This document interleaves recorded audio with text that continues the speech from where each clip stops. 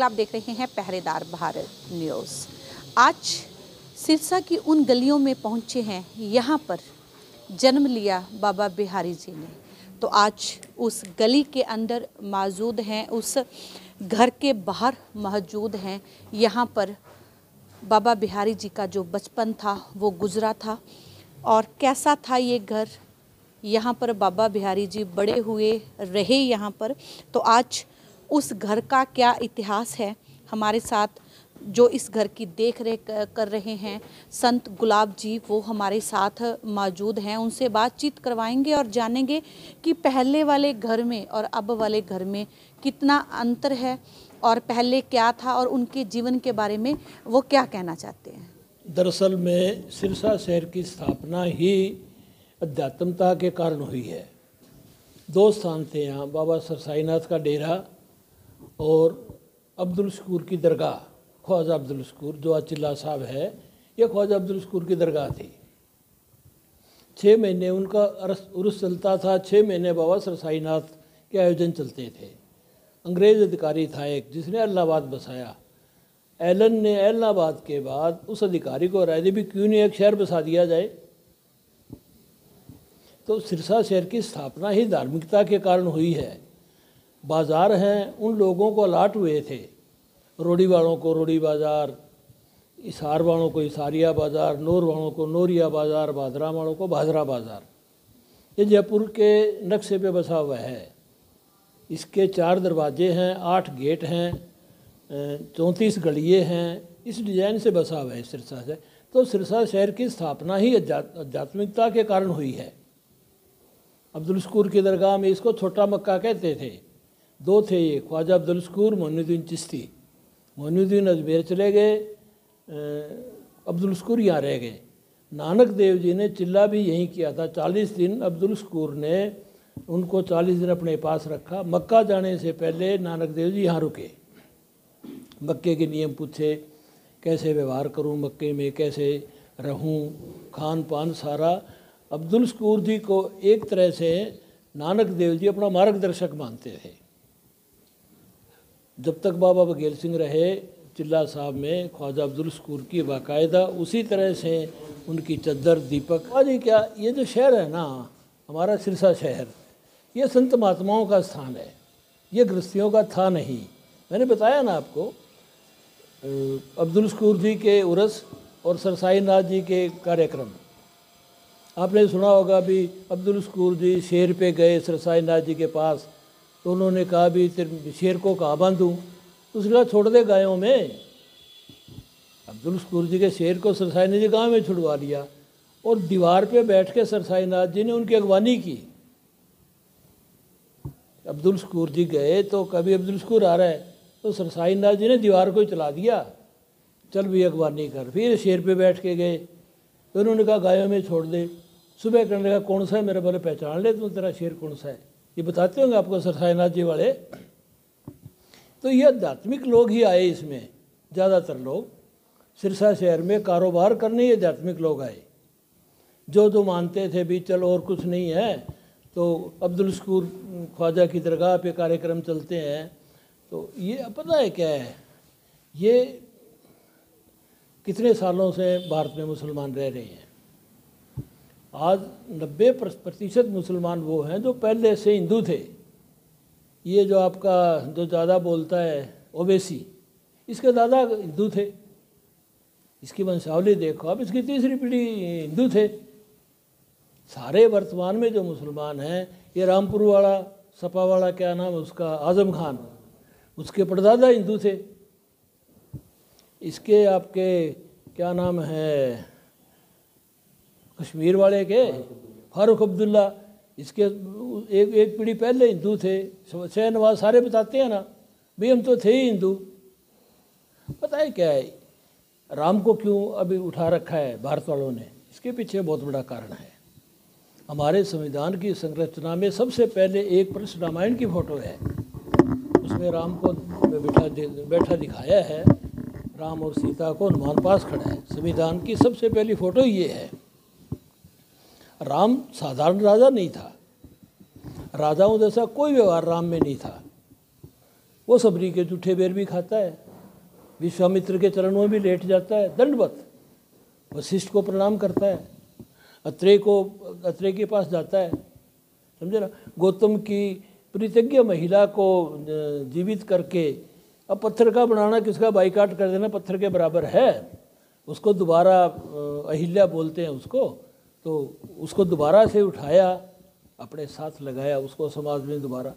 तो आमतौर पे राजाओं जैसा अहंकार राम में नहीं था। राम एक तरह से भारत की पहचान है। इंडोनेशिया में रामलीलाएँ होती हैं, मलेशिया में राम के मंदिर हैं, किसी और के नहीं है। राम एक तरह से जीवन शैली है राजाओं के लिए, खासकर प्रजा के लिए भी है। एक भालू को प्रणाम करता है, एक गिद्ध के चरण स्पर्श करता है। आमतौर पर राजाओं में ऐसे लक्षण देखने को नहीं मिलते। इसीलिए जब भी बात आती है तो राम राज्य की कल्पना करते हैं, राम राज्य की कल्पना करते हैं, और किसी राज्य की कल्पना क्यों नहीं करते? युधिष्ठिर के राज की कल्पना क्यों नहीं करते? दुर्योधन की कल्पना क्यों नहीं करते? तो राम जो है ना, राम एक दर्शन है, एक विचार है। तो सिरसा जो शहर है ना, ये आम तौर पे इसकी जड़ें अध्यात्म पे हैं। या कोई आदमी आ जाए, कितने यहाँ हर 1 साल के बाद एक नया वो क्या कहेंगे उसको, स्थान खड़ा हो जाता है। किसी और शहर में होता है ऐसे? 6 महीने के बाद आप देखो जी, अब ये वो है, ये वो है, ये वो है, ये वो है। किसी भी शहर में देखो आप, इतने धार्मिक स्थान हैं, इतने भंडारे होते हों। कोई बड़ा शहर ऐसा नहीं, स्थान ऐसा नहीं भारत में जहाँ सिरसा का लंगर ना जाता हो। कहाँ है वो? नासिक के पास है, शिरडी के पास सिग्नापुर, साल में 2 बार लंगर जाता है। ग्वालियर लंगर जाता है, अमरनाथ जाता ही जाता है। कहाँ कोई ऐसे स्थान है भारत का? साला ये इस भूमि में है भैया। अब ये पूछना था कि बाबा बिहारी जी जो है अध्यात्म की तरफ कैसे आए और उनका जन्म कब हुआ? जन्म तो 1800 कितने में, 26 में है क्या? हैं? हाँ, 1896 में जन्म हुआ। यही जन्म हुआ इसी शहर में, इसी स्थान पे। इनके पिताजी का नाम मगरमल था, माताजी का नाम अक्की, पत्नी का नाम जमुना देवी। एक पाकपटन से बेदी साहब आते थे, नानक देव जी के वंशज थे वो यहाँ नुक्कड़ पे ही एक छोटा स्थान था, वहाँ रुकते थे वो। बाबा बिहारी जी उनसे प्रभावित हुए और फिर श्री चंद्र जी की जो साधना की क्रियाएं थी वो अपनाई बाबा बिहारी जी ने। उसमें कोई पंथ का वो नहीं था, कोई गणवेश नहीं था उसका भी, ऐसे आपको तुला धारण करना पड़ेगा, ये चिन्ह रखना पड़ेगा। श्री चंद्र जी के आज भी जितने भी हैं ना, तो बेदी जी से प्रभावित होके साधना में आ गए। गली के नुक्कड़ पे थे, ये मकान था उनका, इस वजह से उनके प्रभाव में आके साधना में आ गए। और ये जिस स्थान पे हम खड़े हैं, ये स्थान धीरे धीरे धीरे इनके पास आ गया, इनके पिताजी के पास, सतीश जी के पास, कुंदन लाल जी के पास। अब बाकी मकान के बारे में ये बताएंगे। बता भी कपिल। मेरा नाम कपिल कुमार है जी। बाबा जी के बेटे ये मकान पिताजी को सेल कर गए थे, तो पिताजी के पास मेरी बुआ जी और वो यहाँ रहने लग गई। तो बाबा जी, पिताजी के मन में थोड़े टाइम बाद आया कि बाबा जी का मकान है तो अपने बाबा जी को समर्पित करना है। तो पिताजी ने ताऊ जी से भी कई बार बात की भी आप बाबा जी को सम्मान दें। मेरे पिताजी आज से 6 साल पहले गुजर गए थे, तो मेरे मन में भी कई बार विचार आया पिताजी की जो बात है उसको पूरी की जाए। तो बाबा जी का जन्मदिन था, मैं वहाँ गया, तो मैंने ताऊ जी को विचार की बाबा जी का अपन मकान लेना है। मेरे बारे में बता रहे हैं। हाँ जी। तो जन्म दिवस के मौके पर ये बाबा जी को हमने समर्पित किया जी। तो मेरे पिताजी की वचन थे, हमने वो पूरे किए।